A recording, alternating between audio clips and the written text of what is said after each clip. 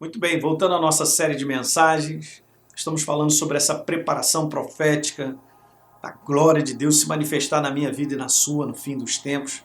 Eu já disse tantas coisas importantes, mas o texto base que eu estou usando é Mateus capítulo 21, quando Jesus entra no templo e naquele momento, no momento final da sua jornada sobre a face da terra, do seu ministério, ele limpa o templo do seu propósito. Estava desviado de propósito, completamente separado daquilo pelo qual foi criado, porque ele declarou: a minha casa será chamada casa de oração, ou seja, casa de comunhão com ele.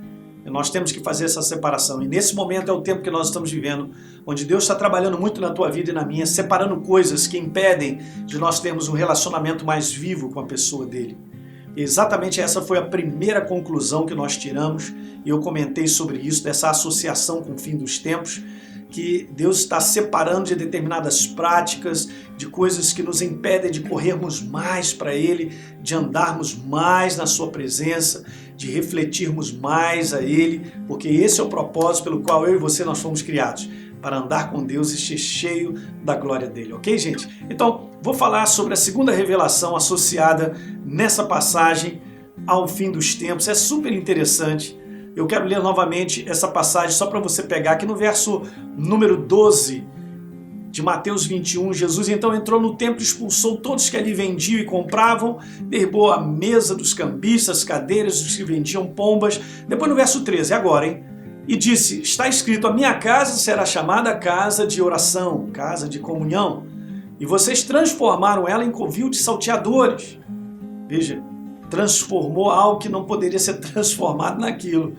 Então Deus está fazendo essa limpeza. E depois eu achei interessante, porque logo após esse verso, está escrito assim, gente, olha só, presta atenção. No verso 14, vieram a Jesus no templo.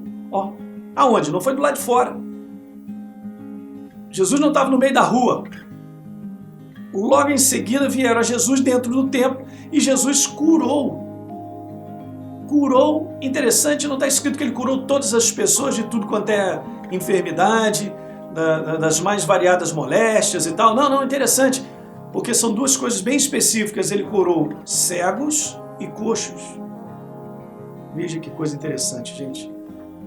Essa separação é necessária porque está abrindo um caminho para a comunhão com Deus. Manifestando então, gente, escuta isso que eu quero te falar, a cura de duas áreas que prendem a igreja de ser cheia da glória do Senhor.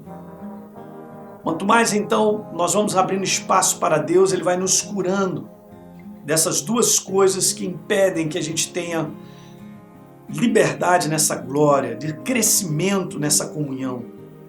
Interessante, né? Jesus primeiro limpa, depois então Ele cura. Então é isso que Deus está fazendo. Ele está fazendo limpeza na nossa vida, das mais variadas formas, preparando para nos curar. É interessante, né? A primeira coisa que está relatada aqui é que Ele curou os coxos, né? Coxos são aquelas pessoas que andam de muleta. Andar de muleta, gente, fala de uma dependência.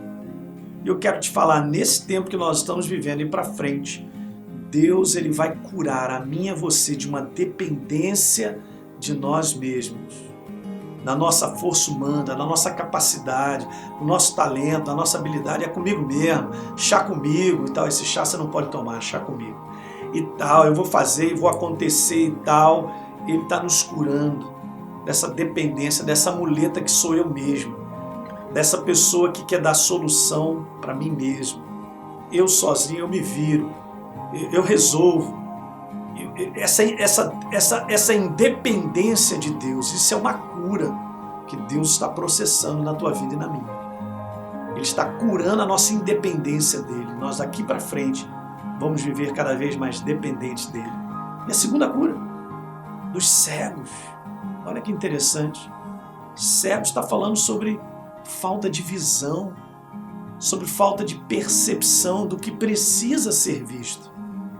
E eu quero te falar que Deus, na verdade, nos tempos de hoje, sobre a nossa vida, Ele está trabalhando, nos curando de uma cegueira chamada orgulho. Orgulho, prepotência, soberba. Gente, esse não é o Espírito de Deus. O Espírito de Deus é de humildade, é de reconhecimento que Ele opera na nossa vida, de nós nos submetermos, há um cuidado muito grande, porque o mundo está alto, está avançado no orgulho, nessa prepotência, nessa soberba. É o homem-deus, de forma alguma. Isso aí precisa ser curado na nossa vida. Duas coisas importantes, então: a cura da nossa independência dele, tá certo? Nós sermos cada vez mais dependentes de Deus, e a cura dessa cegueira chamada orgulho, que não pode existir. Ela não coexiste com a glória de Deus. Nós temos que lançar isso fora na nossa vida. Eu quero dar continuidade ainda sobre esse assunto, conversando contigo ainda muitas coisas maravilhosas, ok? Não deixe de dar uma curtida aí no nosso vídeo, deixa aí um comentário que é importante pra gente, e se inscreve no nosso canal se você não se inscreveu ainda. A gente se vê.